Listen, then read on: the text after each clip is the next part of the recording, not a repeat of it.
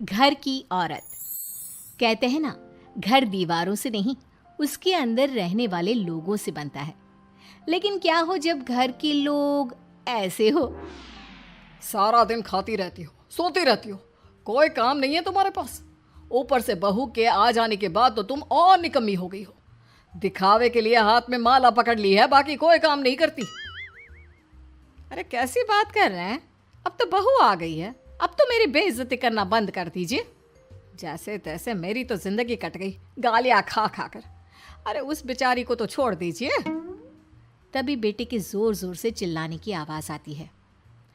कहा था ना तुमसे रिजाइन कर दो, क्यों नहीं किया? और ये पर्स लटका कर कहाँ निकली?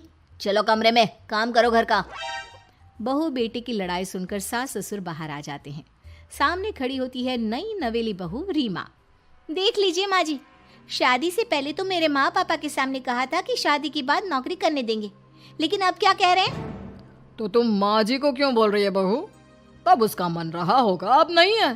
पर पिताजी, उसके मन से मेरा करियर तो नहीं चल सकता ना। ससुर को बहू की बात पर गुस्सा आ जाता है। वो बेटी की तरफ देखता है। पापा से जबान लड़ाती है, रुक। ये बोलकर वो पत्नी को खींचकर कमरे में ले जाता है और बंद कर देता है। ये सब देखकर सास दुखी हो जाती है। पति के जाने के बाद सास बेटे से कहती है, देख बेटा, अब जमाना कुछ और है। तेरे पिता ने घर में औरतों की कद्र नहीं की, लेकिन तू ऐसा ना बन। शहर की समझदार पढ़ी लिखी लड़की से शादी की है तूने, उसका ख्याल रखा कर, तमीज से पेश आया कर। जा, बहू को कमरे से बाहर ले आ। लेकिन बेटा नहीं मानता और बहू कमरे में सारा दिन बंद रहती है। शाम को बेटा बाहर जाता है कि सास चाय और बिस्कुट लेकर बहू के कमरे में जाती है। बहू बेटा ये ले, चाय पी ले। रो रो कर कैसी शक्ल बना ली है बेटा। माँ जी, ये कैसे लोग हैं? आप कैसे मैनेज कर रही हैं? ऐसे थोड़ी ना होता है माँ जी। घर की औरतों को तो पिताजी और ये इंसान समझते ही नहीं। क्या करूं बेटा, मैंने तो जैसे तैसे सह लिया, लेकिन तू ना सहना। दोनों बात कर ही रहे थे कि ससुर आ जाते हैं। अच्छा, तो अब बहू को भड़का रही हो? बहुत दिन हो गए मार खाए, अब क्या बहू के सामने खाओगे? जाओ यहाँ से, और जरूरत नहीं है ज्यादा इस लड़की को सर पर चढ़ाने की, समझी? बहू को ससुर की बात पर गुस्सा आ जाता है, लेकिन वो कुछ नहीं कहती। आए दिन बहू देखती है कि कैसे उसकी सास और उसके साथ उसका ससुर और पति गंदा व्यवहार करते हैं। फिर एक दिन, ये क्या बनाया है? खाना बनाना नहीं आता क्या? ये बोलकर वो खाने की भरी सारी थाली फेंक देता है। अरे बेटा कोई बात नहीं, शांत हो जा, मैं अभी बाहर से कुछ मंगवा देता हूँ। हाँ पापा, ऑर्डर करिए। ऐसे खाने से तो पेट भरने से रहा।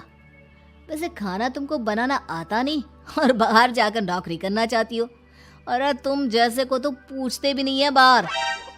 बहू को पति की बात पर गुस्सा आता है, तभी सास बोल पड़ती है। तेरे से ज्यादा पढ़ी लिखी है, वो तो तूने इसे कहा था कि तू नौकरी करने देगा तो तुझसे शादी कर ली, वरना ना ही करवाते इसके माँ बाप तुझसे शादी इसकी। और कमाती भी ये तेरे जितना ही है बेटा। बहू हैरान रह जाती है कि जो सास खुद के लिए एक बार भी खड़ी नहीं हुई, वो उसके लिए बेटे को भी भला बुरा सुना रही है। उसकी नज़र में सास की इज्जत और बढ़ जाती है।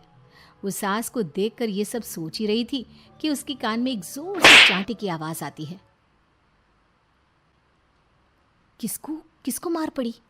वो देख ही रही होती है कि उसकी नज़र जमीन पर बैठी सास पर पड़ती है।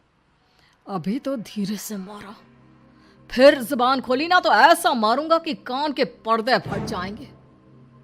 सास रो रही थी। बेटा और पति वहां से चले जाते हैं। पिताजी अच्छा किया माँ को जोर का चांटा लगाकर, आगे से जबान खोलने से पहले 4 बार सोचेंगी। बड़ी आई। दोनों हंसते हुए वहां से निकल जाते हैं। बहू सास को उठाती है और पानी देती है। मैंने ये दिन रोज देखे हैं बहू, लेकिन तू नहीं सहना। तू अपना जीवन अपने अनुसार जीना। शादी के वक्त मैंने तेरी माँ से बात करने की कोशिश की थी, उन्हें बताया था, लेकिन वो नहीं मानी। बहू सास को पकड़कर रोने लगती है। वो इसलिए नहीं मानी क्योंकि वो मेरी सगी माँ नहीं है। माँ जी, जिस तरह से आप मेरे लिए खड़ी हुई है ना, मेरी माँ भी नहीं हुई। बेटा मैं तेरा भला चाहती हूँ, तू नौकरी इस घर में रहकर तो नहीं कर पाएगी, एक काम कर, इस घर से चली जा, पैसे कमा और खुश रह। माँ जी, हो सकता है कल तक मैं आपके इस फैसले को मान जाती, लेकिन आज नहीं। माँ जी, आप यहाँ इस नर्क को झेले और मैं आपको छोड़कर चली जाऊं? नहीं, कभी नहीं। अगले रोज, सुनिए, वो क्या है ना, मुझे कुछ कपड़े और गहनों की ज़रूरत है, तो ज़रा पैसे दीजिए ना। अब आप घर के मर्द हो तो पैसे तो आपसे ही मांगूंगी ना। बुरा तो नहीं लग रहा ना आपको? नहीं नहीं, बुरा क्यों लगेगा, ये लो कार्ड, कर लेना शॉपिंग। अगले रोज, बिजली का बिल आया है 10,000 का, भर दीजिएगा। इतना बिल कैसे आ गया? बेटा वो क्या है ना, सारा दिन बहू घर में रहती है तो कमरे में एसी और टीवी चलता रहता है।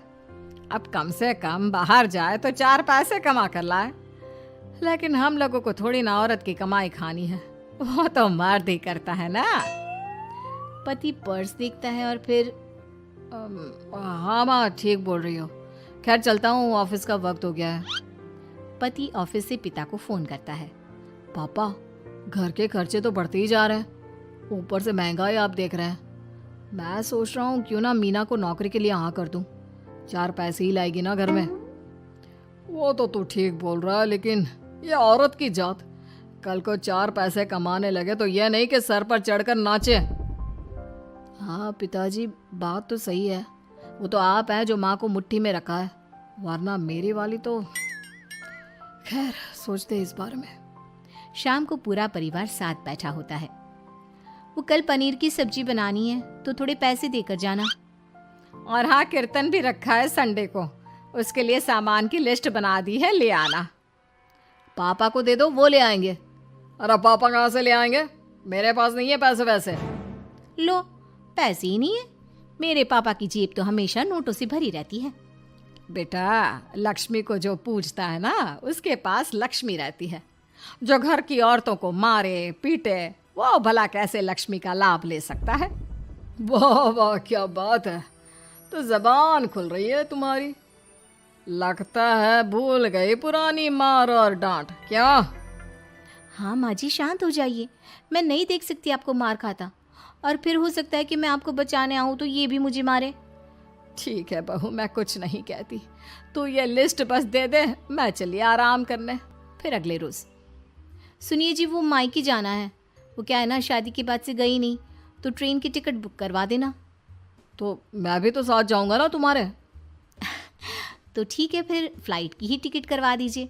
वो क्या है ना, अच्छा थोड़ी ना लगता है, आप पहली बार मेरे साथ जा रहे हो और हम ट्रेन से चले, ठीक है ना? पति ऑफिस जाता है, जहाँ उसका दोस्त कहता है, अरे क्या हो गया यार, परेशान सा दिख रहा है। तेरी तो नई नई शादी हुई है, भाभी परेशान कर रही है क्या? अरे नहीं यार, तू तो जानता है थोड़ी सी कमाई में घर चलाना मुश्किल हो रहा है। तू कैसे मैनेज करता है यार? कैसे क्या यार, तू जानता है ना मेरी बीवी रिया को, वो टीचर है, फिर घर में ट्यूशन करती है, साथ में बच्चे भी पढ़ लेते हैं। यार, घर नाम की गाड़ी दोनों पहियों के साथ चलने से ही चलती है। वो भी कमाती है और मैं भी, और चल रहा है घर बस। पति को दोस्त की बात समझ में आती है, लेकिन पिता का ज्ञान कैसे भूल सकता था? भाई, कल को सर पर चढ़कर नाचने लगी तो। शाम को घर आता है, जहाँ उसकी बुआ और उसका बेटा बैठे होते हैं। अरे आ गया लल्ला, कैसा थका थका सा लग रहा है, सब ठीक है ना? नमस्ते बुआ, कैसे आना हुआ? कैसा है रमेश? भाई को तो भाई की याद ही नहीं आती। अरे नहीं नहीं भैया, याद नहीं आती तो यहाँ कैसे आता। ये लीजिए मेरी शादी का कार्ड, जरूर आना। पति कार्ड खोलता है। डॉक्टर रश्मि? अरे वाह, तेरी होने वाली बीवी डॉक्टर है। और क्या भैया, आपकी बीवी इंजीनियर तो मेरी डॉक्टर। तभी वहाँ सास आ जाती है। अरे जब घर में ही बिठाना है बेचारी को, तो काहे का इंजीनियर है, तो काम वाली ही, घर का काम करती है और आराम। इतनी पढ़ी लिखी लड़की को घर पर क्यों बिठा रखा है? अरे बहू, कहीं झोला चाप डिग्री तो नहीं लेकर आई है? पत्नी की बुराई सुनकर पति को गुस्सा आता है। नहीं बुआ, यूनिवर्सिटी टॉपर है मेरी मीना, और हाँ, बड़ी कंपनी में काम भी करती है। बस शादी के बाद कुछ महीनों की छुट्टी ली थी, अगले हफ्ते से ऑफिस शुरू हो जाएगा। क्यों मीना? तभी ससुर आ जाते हैं। हाँ, लेकिन फिर घर का काम कैसे होगा? और पैसे कमाने लगेगी तो सर पर। पिता की बात पूरी नहीं हुई कि बेटा, सर पर चढ़ने का हक है उसका पापा। पत्नी है वो मेरी, यानी मेरे घर की रानी। और रानियां तो सर का ताज होती है। क्यों मीना? मीना पति की बात सुनकर शर्मा जाती है। वाह बेटा, तू सही समय में समझ गया कि औरतों की इज्जत करने वाले घर में शांति और लक्ष्मी का वास होता है।